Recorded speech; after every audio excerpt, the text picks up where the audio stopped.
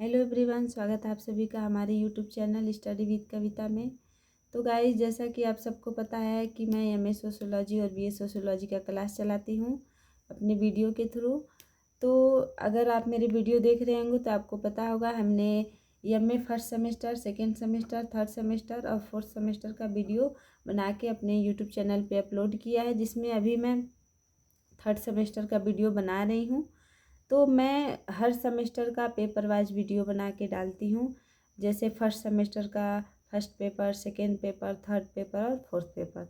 ऐसे मैं अलग अलग पेपर का वीडियो बना के अपलोड करती हूँ। मैंने एग्ज़ाम पेपर का भी वीडियो अपलोड किया है। अगर आप देखना चाहते हैं तो आप मेरे स्टडी विद कविता चैनल को ओपन करके सारे वीडियो देख सकते हैं। तो गाइज, आज का जो हमारा क्वेश्चन है वो शॉर्ट टाइप का क्वेश्चन है, क्योंकि ये एक टिप्पणी है और टिप्पणी 3 नंबर में आती है एग्ज़ाम में। तो टिप्पणी बहुत ही महत्वपूर्ण होती है। एग्ज़ाम के सारे क्वेश्चन के अलावा टिप्पणी बहुत ही महत्वपूर्ण होती है। क्वेश्चन तो एक आध छूट जाए कोई बात नहीं रहती, लेकिन छूटनी नहीं चाहिए, क्योंकि 15 नंबर के मार्क्स में अब आ रही है क्वेश्चन। वैसे तो एग्ज़ाम पेपर का कोई भी क्वेश्चन छूटना अच्छा नहीं है, लेकिन फिर भी टिप्पणी हर हाल में की जाती है। ठीक है, तो आज का जो हमारा टिप्पणी है वो हिंदू विवाह अधिनियम 1955 पे है। हमने इसके पिछले वीडियो में अधिनियम 1955 का जिक्र किया था। आपने अगर देखा होगा तो आपको पता होगा 1955 वो नियम है जिसके बाद से जो है हिंदुओं के उच्च जातियों के वैवाहिक जो विशेषाधिकार थे वो समाप्त हो गए, जिससे वे बहुपत्नी विवाह करते थे। अर्थात पहले 1955 अधिनियम के पहले जो है एक पुरुष, हिंदू की जो उच्च जातियां थी उसमें एक पुरुष जो है एक साथ कई स्त्रियों के साथ विवाह कर सकता था, उससे संबंध रख सकता था। लेकिन अधिनियम 1955 के लगने के बाद जो है एक पुरुष एक ही विवाह कर सकता है और उसके साथ अपना दाम्पत्य जीवन बिता सकता है। तो यही है हमारा हिंदू विवाह अधिनियम 1955। तो अब हम इसमें इसका आंसर देखेंगे गाइस। यह अधिनियम जम्मू व कश्मीर को छोड़कर संपूर्ण भारत पर लागू होता है। इसके अंतर्गत हिंदू, बौद्ध, जैन, सिख आते हैं। इनमें हिंदू विवाह की प्रचलित विभिन्न विधियों को मान्यता दी गई है तथा सभी जातियों को विवाह विच्छेद के अधिकार दिए गए हैं। इस अधिनियम के कुछ महत्वपूर्ण बिंदु निम्न प्रकार हैं। तो इसमें हम क्या देखते हैं कि जम्मू और कश्मीर को छोड़कर संपूर्ण भारत पे ये अधिनियम क्या होता है, लागू होता है। इसके अंतर्गत जो है वो हिंदू, बौद्ध, जैन और सिख आते हैं। तो हिंदू विवाह की जो प्रचलित विभिन्न विधियां हैं उनको मान्यताएं दी गई हैं, तो वो सभी जातियों को विवाह विच्छेद करने का अधिकार दिया गया है। ठीक है, तो इसी अधिनियम के अनुसार जो है कुछ महत्वपूर्ण बिंदु है। तो अब हम इसमें पहला हेडिंग अपना देखेंगे, किन्हीं दो हिंदुओं स्त्री पुरुष के बीच विवाह संबंध मान्य होगा यदि वे निम्नलिखित शर्तें पूरी करते हैं। तो इसमें पहला हेडिंग हमारा ये बताया गया कि किन्हीं दो हिंदू, एक स्त्री और पुरुष है, उनको बीच विवाह संबंध तभी मान्य होगा यदि वो नीचे दी गई शर्तों को पूरा करते हैं। तो अब हम इसमें शर्तें देखते हैं कौन कौन सी शर्त हैं। तो गाइस, पहला शर्त है इसमें स्त्री व पुरुष में से किसी का जीवन साथी ही विवाह के समय जीवित ना हो। तो पहला ये बताया गया है कि चाहे स्त्री हो या पुरुष हो, अगर वो तलाकशुदा है तो फिर ठीक है, लेकिन अगर वो तलाकशुदा नहीं है तो उसमें किसी का जीवन साथी जीवित नहीं रहना चाहिए विवाह के समय। ठीक है, तलाकशुदा तो शादी कर सकता है, लेकिन बिना तलाक के, और यदि किसी का जीवन साथी अगर स्त्री है तो उसका मान लीजिए पति जीवित है तो दूसरी शादी नहीं कर सकती है बिना तलाक के। वैसे ही अगर पुरुष है, उसकी पत्नी जीवित है, तो बिना तलाक के वो भी शादी नहीं कर सकता। तो यही इसमें शर्त बताई गई है कि हिंदू विवाह में जो है स्त्री और पुरुष के बीच जो विवाह संबंध है वो तभी मान्य होता है कि अगर स्त्री और पुरुष के जीवन साथी जीवित ना हो विवाह के समय। ठीक है, फिर दूसरा इसमें दिया गया है, वर वधू दोनों में से विवाह के समय कोई भी पागल अथवा जड़ बुद्धि अर्थात मूर्ख ना हो। ठीक है, फिर इसमें तीसरा दिया है, विवाह के समय वर वधू की आयु क्रमशः 21 वर्ष और 18 वर्ष कर दी गई है। आपको पता होगा विवाह के समय चाहे वर हो या वधू हो उसकी उम्र निश्चित होती है। वैसे तो बिना निश्चित के लोग भी करते हैं, लेकिन जो पुरुष होता है उसकी आयु 21 वर्ष और जो स्त्री होती है अर्थात जो लड़की होती है उसकी वर्ष 18 वर्ष कर दी गई है। फिर चौथा हम इसमें देखते हैं कि दोनों पक्ष निषेधात्मक संबंधों की श्रेणी में न आते हों, अर्थात उनमें निकट रक्त संबंध ना हो। हमारे हिंदू धर्म में हमें देखते हैं कि हम लोगों में ऐसे विवाह नहीं होता, हिंदू धर्म में ऐसे विवाह नहीं होता है कि उसमें रक्त संबंध हो, अर्थात किसी नज़दीकी रिलेशन में नहीं होता है। जैसे मान लीजिए बुआ के लड़के से, मामा के लड़के से, मौसी के लड़के से, हमारे धर्म में ऐसे नहीं होते हैं रिश्ते, ठीक है, क्योंकि वो रक्त संबंधी रिश्ते होते हैं। तो यही इसमें बताया गया है कि दोनों पक्ष निषेधात्मक संबंधों की श्रेणी में न आते हो, अर्थात दोनों पक्ष में चाहे लड़की का और लड़के का पक्ष क्या रक्त संबंध में न आता हो। फिर हम इसमें ऑप्शन नंबर 5 देखते हैं, दोनों पक्ष संपीड़न न हो, ठीक है। फिर ऑप्शन नंबर 6 हमारा, यदि वधू की उम्र 18 वर्ष से कम हो तो उनके अभिभावकों की स्वीकृति आवश्य है। अभिभावक न होने पर अनुमति के बिना भी ऐसा विवाह वैध है, ठीक है। अब हम इसमें हमारा दूसरा देखेंगे, जो हमारा दूसरा हेडिंग है। पहले हेडिंग में तो हमने 6 टॉपिक पढ़ा है। अब दूसरे हेडिंग में देखते हैं, विवाह संबंध की समाप्ति निम्न स्थितियों में हो सकती है। अर्थात पहले हमने ये पढ़ा कि विवाह का जो संबंध है वो मान्य कैसे होगा, किन शर्तों पे मान्य होगा। तो अब हम ये पढ़ेंगे कि विवाह का संबंध का जो समाप्ति अर्थात अगर तलाक होता है यदि तलाक होता है या विवाह विच्छेद होता है तो किन कारणों से तलाक होगा या विवाह विच्छेद होगा, ठीक है। तो इसमें हम पहला देखेंगे कि विवाह के समय दोनों में से किसी एक पक्ष का भी जीवन साथी जीवित हो और उसे तलाक न दिया गया हो। तो पहला इसमें ऑप्शन ये है कि अगर विवाह हुआ है, लड़की लड़के का विवाह हुआ है, तो उन दोनों में से किसी एक का जीवन साथी अगर जीवित है तो उसे तलाक नहीं दिया गया है, तो उस परिस्थिति में तलाक मिल सकता है, ठीक है। फिर इसमें दूसरा है, विवाह के समय एक पक्ष नपुंसक हो। अगर विवाह हुआ है, अगर कोई पक्ष चाहे लड़की हो या लड़का हो नपुंसक है, तो इस परिस्थिति में तलाक हो सकता है, ठीक है। फिर ऑप्शन नंबर 3 है, विवाह के समय कोई भी पक्ष जड़ बुद्धि या पागल ना हो। तो यदि देखते हैं पहले झूठ बोल के शादियाँ हो जाती थी, बिना देखे हो जाती थी, तो लड़का समझदार होता था, लड़की कम बुद्धि वाली, पागल या जड़ बुद्धि वाली हो जाती थी। या कभी कभार लड़की के साथ ऐसा शिकायत आ जाता था कि लड़का ऐसा है।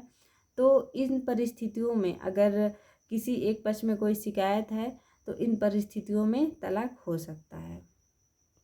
फिर हम इसमें ऑप्शन नंबर 4 देखेंगे कि विवाह के 1 वर्ष के अंदर यह प्रमाणित हो जाए कि प्रार्थी अथवा उसके संरक्षक की स्वीकृति बलपूर्वक या कपट से ली गई है। अर्थात चौथा ऑप्शन ये है कि विवाह के 1 साल के अंदर यदि ये पता चल गया, ये अगर सिद्ध हो जाता है कि जो भी स्त्री है या पुरुष है उसकी स्वीकृति नहीं की गई है, अर्थात उससे पूछे बिना उसके इच्छा के विरुद्ध विवाह किया गया है, उससे कपट से विवाह किया गया है, तो इस परिस्थिति में तलाक मिल सकता है, ठीक है। फिर ऑप्शन नंबर 5 हम देखेंगे, विवाह के समय 1 वर्ष के भीतर यह प्रमाणित हो जाए कि विवाह के समय पत्नी किसी अन्य पुरुष के साथ गर्भवती थी और प्रार्थी इस बात से विज्ञ न हो, ठीक है। और यदि ये पता चलता है कि विवाह 1 वर्ष के अंदर यदि ये सिद्ध हो जाता है, ये प्रमाणित हो जाता है कि जो स्त्री थी वो शादी से पहले किसी अन्य पुरुष के साथ संबंध बना चुकी है, अगर गर्भवती थी वो, तो इस परिस्थिति में जो पुरुष है वो तलाक ले सकता है, ठीक है। फिर हम इसमें तीसरा हेडिंग देखेंगे, न्यायिक पृथक्करण। न्यायिक पृथक्करण में हम क्या देखते हैं, इस अधिनियम की धारा 10 के अनुसार कुछ आधारों पर पति पत्नी को अलग रहने की आज्ञा दी जा सकती है। यदि वे पृथक रहकर मतभेदों को भुलाने में सफल हो जाते हैं तो वैवाहिक संबंधों में पुनर्स्थापना की जा सकती है। न्यायिक पृथक्करण के निम्न आधार हैं, ठीक है। तो हम देखते हैं न्यायिक पृथक्करण अर्थात कानून के साथ अलग होना। आज के समय में हम क्या देखते हैं, कोर्ट के माध्यम से लोग अलग होते हैं ना, तलाक के पेपर साइन करके। तो यही हुआ न्यायिक पृथक्करण, अर्थात न्याय के द्वारा अलग होना। तो इसमें हम क्या देखते हैं कि धारा 10 के अनुसार जो है कुछ आधारों पे पति और पत्नी को अलग रहने की आज्ञा दी जाती है। हमने बहुत सारे फिल्मों में ऐसा देखा है कि पति पत्नी में झगड़ा होता है तो कोर्ट जो है उन्हें 6 महीने या कुछ महीनों के लिए अलग रहने की क्या कर देती है, आज्ञा दे देती है। ठीक है। और फिर यदि उन लोगों में क्या हो गया, मतभेद भूल गया है, अर्थात अलग हैं, दोनों का गुस्सा शांत हो गया है और साथ रहने के लिए अगर वो साथ रहना चाहते हैं तो उन्हें फिर साथ रहने की इजाज़त दे दी जाती है। अर्थात और यदि वो नहीं रह पा रहे हैं तो उन्हें अलग कर दिया जाता है, अर्थात तलाक दे दिया जाता है। और एक ये भी होती है कि 6 महीने पहले साथ रहने के लिए बोलते हैं लोग, उसके बाद से बोलते हैं लोग कि अगर दोनों में नहीं बन रहा है तो आप तलाक ले लो। ठीक है। तो यही इसमें बात बताई गई है कि जो हमारा अधिनियम और धारा जो हमारा 10 है उसके अनुसार जो है पति पत्नी को अलग रहने की आज्ञा दी जाती है। और यदि उन दोनों में अलग रह के जो है उन लोगों का मतभेद भूलने में सफल हो जाता है तो फिर उन्हें वैवाहिक संबंध को वो स्थापित कर सकते हैं और अपना न्यायिक पृथक्करण से छुटकारा पा सकते हैं।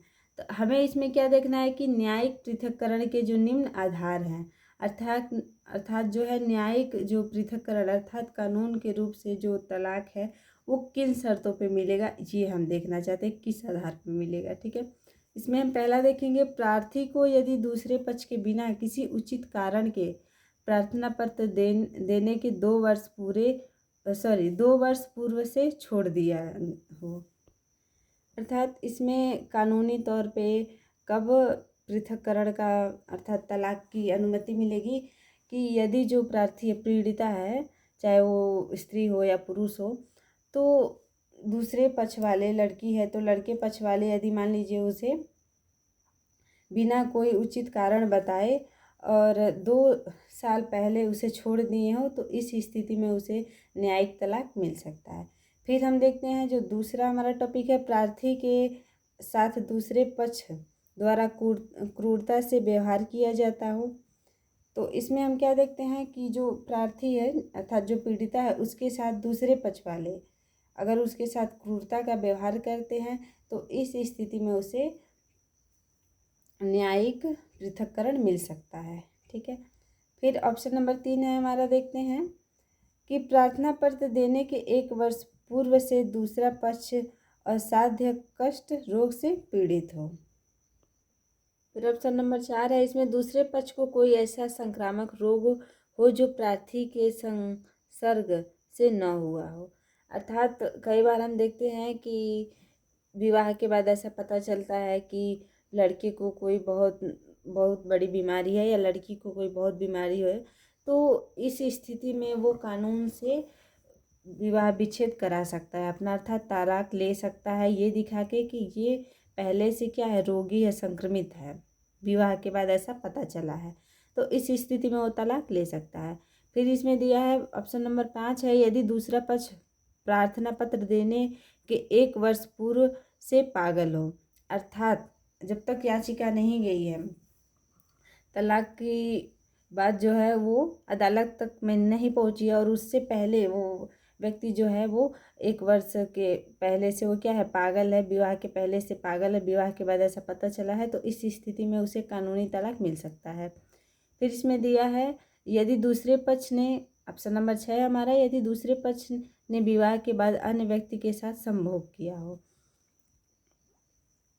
तो ऑप्शन नंबर 6 में हम क्या देखते हैं कि जो दूसरा पक्ष हो, चाहे लड़की हो या लड़का हो, उन दोनों ने विवाह के बाद दूसरे व्यक्ति के साथ संभोग किया है, अपना संबंध बनाया है, तो इस स्थिति में जो व्यक्ति है उसे तलाक मिल सकता है कोर्ट के द्वारा। फिर हम इसमें अपना हेडिंग नंबर 4 देखेंगे, विवाह विच्छेद। तो हेडिंग नंबर 4 है हमारा विवाह विच्छेद। विवाह विच्छेद को हम तलाक कहते हैं। ठीक है। तलाक और विवाह विच्छेद एक ही बात है। तो इसको देखते हैं, यह अधिनियम 1955 विवाह विच्छेद की अनुमति निम्न बिंदुओं पर देता है। ठीक है। पहला है इसमें क्या, दूसरा पक्ष व्यभिचारी हो, ठीक है।